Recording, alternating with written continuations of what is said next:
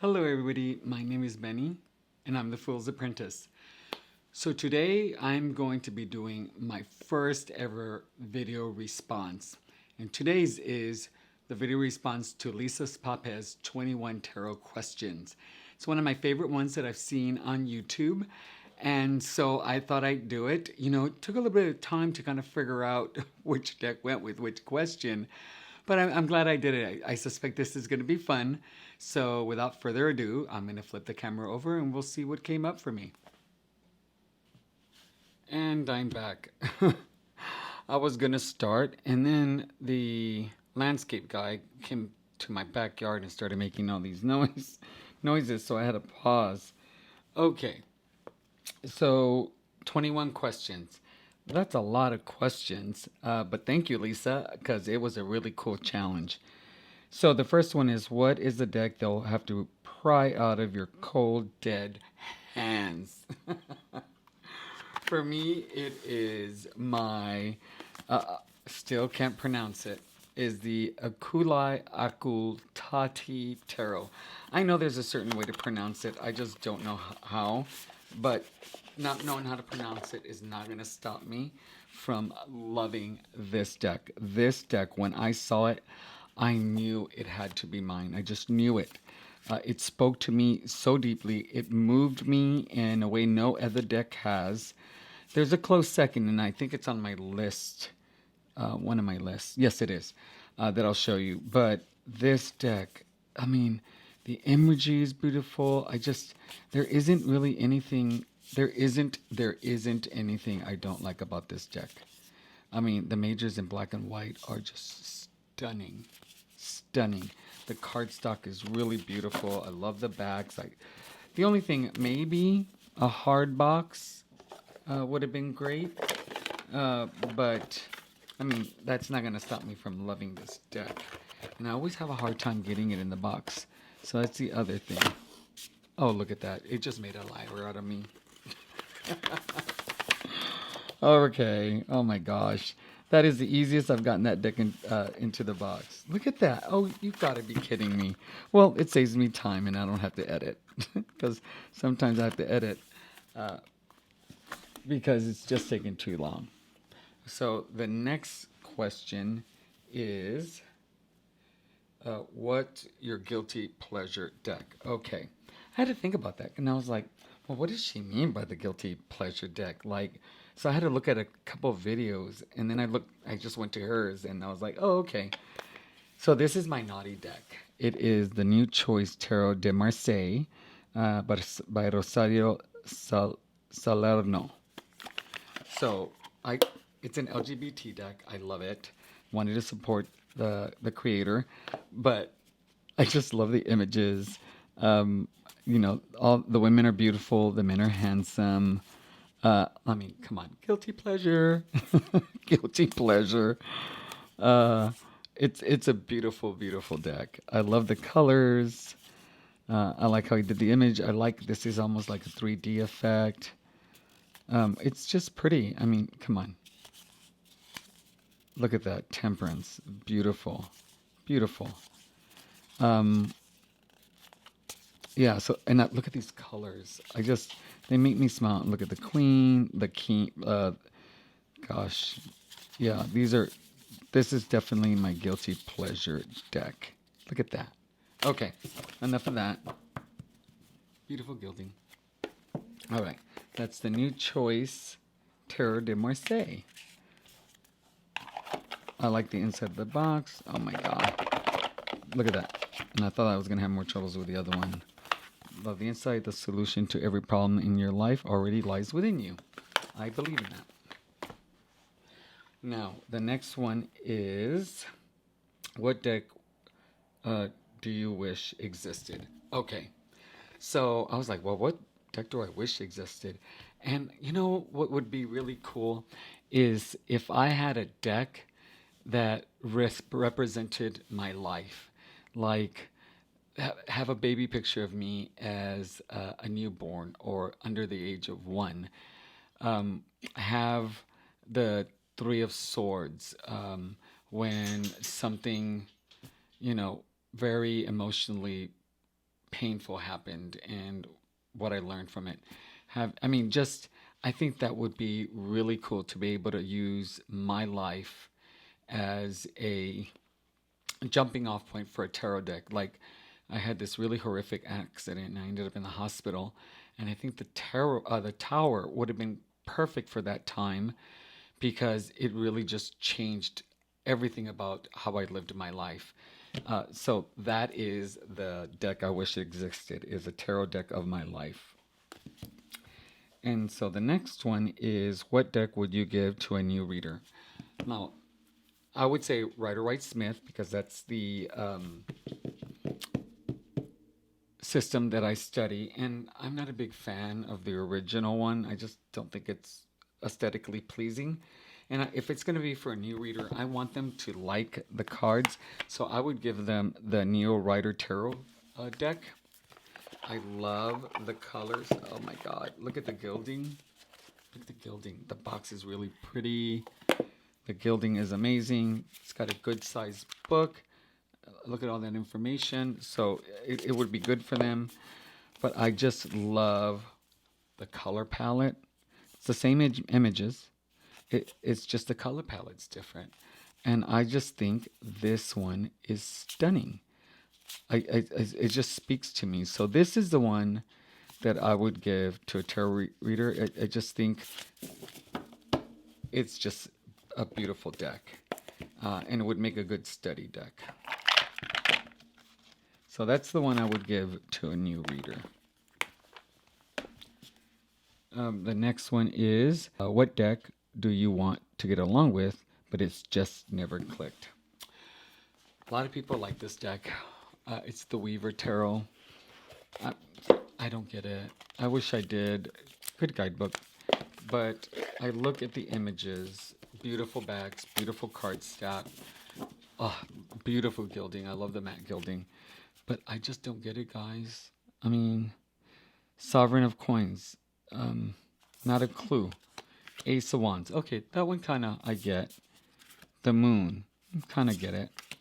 The Lovers. Unless it's just the two hands coming together, but they're the same hands, basically. You know, Eight of Coins. No. I don't get it. And to be honest, I'm at a point where I just don't want to. I don't want to. And so I'm not going to. I don't know if I want to get rid of it, but yeah, we're just on two sides of the equator. Okay, so the next one is, what deck do you only keep for the art? Okay, the Tarot of Oneness. Now, let me tell you guys, this is a beautiful, beautiful deck. Oh my God, look at that. I had it upside down. It comes with this huge book. Not this one. This is the one that came in there. Oh my God, look at the inside. Look, isn't that stunning? This is the guidebook, guys. This is so good. Okay, you know what? I might have to practice this some more. But right now, I don't know how to work with it. It's just too much information. But look how beautiful it is. I cannot not like this deck. It's just stunning. Look at that. I love the colors. I love how muted it is. I love the imagery. I can't. Oh my God, look at that. It's just beautiful. Beautiful. Okay, so, and this is the cool part. It comes with an oracle deck. This is the oracle deck. Look at that. Isn't that beautiful? And some of you are probably going, no, it's not, Benny. Well, I think it is. I just think it's gorgeous. So that's the one as of right now that I keep for the images. Because the artwork for me is just mind-blowing. All right, let's get it in there. Come on. So that's a good one. So the next one, and I have this on my phone so I don't mess up. What deck did you buy because everyone else did? Well, and I'm happy that I bought it, but it is the the Three Trees Tarot Volume 2, Oak, Ash, and Thorn. Guys, I love this deck. I can't wait till fall comes. But look at the little Bambi. Oh man, when I got, images on the internet do not do this deck justice. It is, in person, it is just so beautiful. This really exceeded my expectations. I even like the cards. I mean, the cardstock's nice. Look how thick that deck is. I really, really, I just wish it had a guidebook that came with it. You get it on the internet, but it's not the same thing when it comes with a nice guidebook. So that one is the one that I bought because everybody else did. Okay, what deck is over your head or just baffles you? Okay, guys, this is a hot commodity. People love this deck. I was fortunate enough to get it, but it is, I cannot pronounce this either. Have you noticed a pattern with me in pronunciation? The Yokai Yochi Tarot. Oh my God. This is gorgeous. I am going to learn how to read with this deck one way or another. But I love this deck. This deck is so striking and it feels so powerful. Like, I feel this is kind of the deck that would just give you a really strong reading, one that ain't gonna mess around, that's gonna tell you the truth. I mean, but there's so much that needs to be learned, so much culture that's brought into this deck that I don't think I could do it justice as of right now. So that's gonna be a deep dive one day, but this one is not going anywhere. I love it. Okay. The next one is, what deck surprised you? Okay. This one did surprise me. It's the Rainbow Tarot. This deck is so adorable. I saw the images. I wasn't sure if I was going to like it. I liked some of the cards, but it also is part of the LGBT community, and I want to support that population. So I said, go for it. It's a great way to support someone. Look at the backs. Needless to say, they make me smile. Nice gilding. But I love this card. Look at this. This deck just makes me smile. I love it much more than I thought I was. That's the surprise for me, is like I'm really taken with this deck. I think the cardstock's really nice. I like the color combinations. They're very unique, the colors, which is another reason that I like it. I mean, they all go together. I mean, they're each. This is the thing that I think is amazing about this deck. So, each, like all the cards are so very unique in their coloring, but they work really well together. Look at that, guys. Isn't that stunning? I mean, no matter what colors you put together, they go. Look at that. Isn't that nice? Like, even this, like, creamsicle color, it just works. Like, even with this black. I mean, that is so visually striking. So, by far, the deck that has surprised me the most up to this point in regards of expectations. I haven't read with this yet because I got this recently, and right now I'm on a deep dive with a Terra Volatile, and so it's gonna have to wait. And so the next one is, what deck doesn't really work for you, but you kept it because it's collectible? I literally just got this maybe 2 weeks ago. I haven't opened it. It's still in its wrapping, and I don't think I ever will, to be honest. This is the Black Violet Tarot, the white edition. This is the one that the there was a miscommunication with the printer, and these have the white backs with the black flowers. As you can see, it's still in its box. I honestly don't know if I'll ever use it. I might keep it for a while and trade it for a deck that I really, really, really love. But that is the one that is a collectible that I've kept. So, what deck is your favorite gilded deck? And there are several that I really like, but the one that stands out to me today is from the Tarot of the Mystic Seed. I love, because it's, look at that. Look at that blue. It is a really beautiful blue. The deck is amazing. Look at that.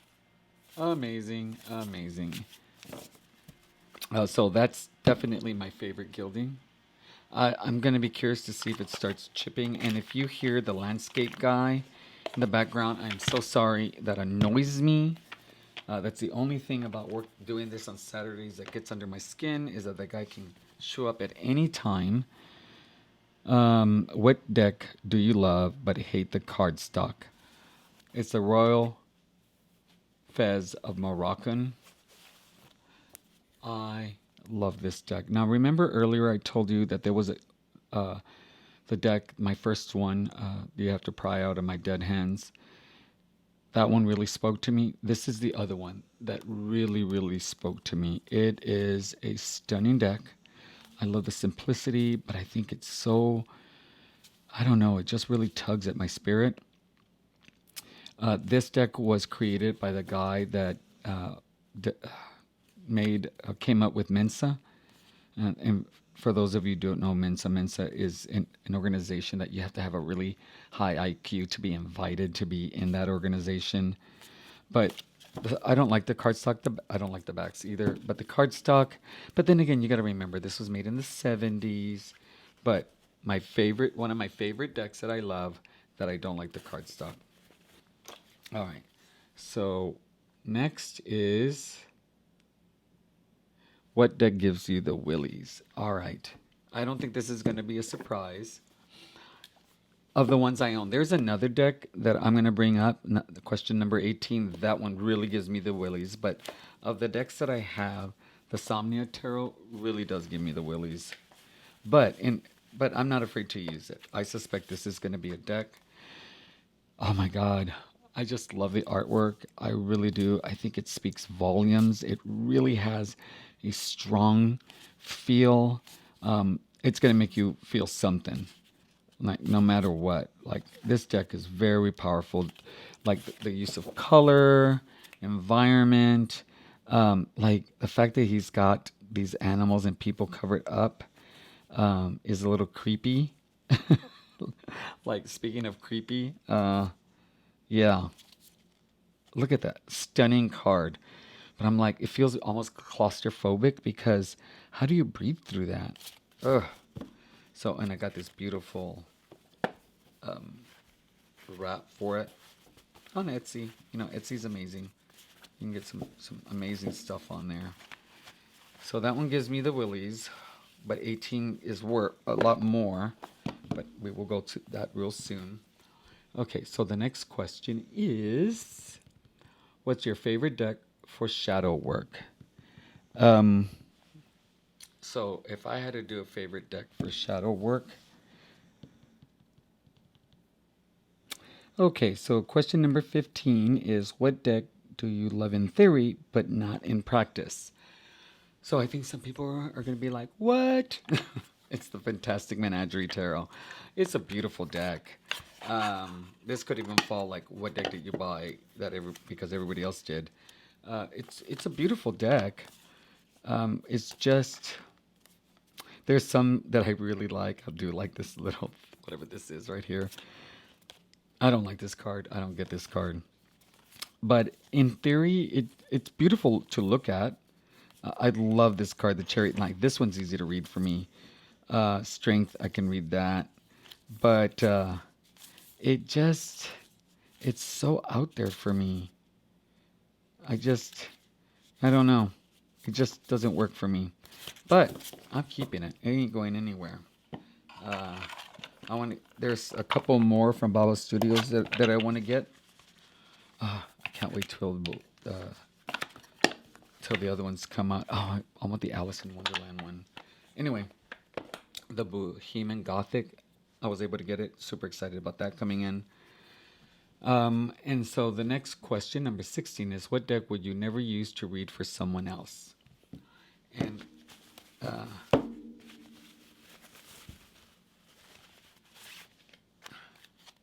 The Mysteries of Mary. That is the one I would never read was for someone else because it's just a very difficult deck to read with for me. I have a really hard time seeing. Oh, that's a beautiful card. Seeing the Rider-Waite-Smith in this. I actually have to use the guidebook, and the guidebook's really good. She does a lot of research. It's amazing how much research she does. All of these are actual. She actually made these. They're little shrines, and then she took pictures and made cards out of them. But it's just too difficult. It's just way too difficult to try to read as a tarot deck. I use it as an oracle deck. I use this one in December, as a spiritual practice for the whole month. It's the only time I ever use this deck. And so this is the one, just no way would I be able to do that. So now we're going to go back round to number 17. What deck would you never use for yourself? The Magical Nature Tarot. Again, I had no business buying this deck. No business. I get it. I do. I could use this deck, but I don't like it. I just don't like it. I like the color, the tones. I wish I wouldn't have bought it. And then the cardstock, it's funky for me. This is, and don't come for me. It's just my opinion. I don't like it at all. This is one that I will not keep, but how I'll pass it on, I don't know. And then number 18, what deck could you not bring yourself to buy? Okay. At first, I was like, oh, this is an exciting deck. It's the Sabbath Tarot.